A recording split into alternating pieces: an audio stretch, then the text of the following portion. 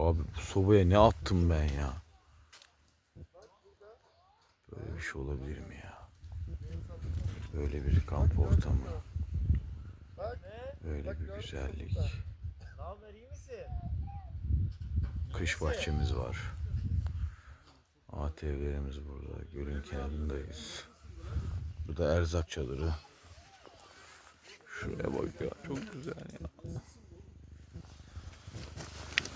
İçerisi nasıl? 750 derece oldu mu içerisi acaba?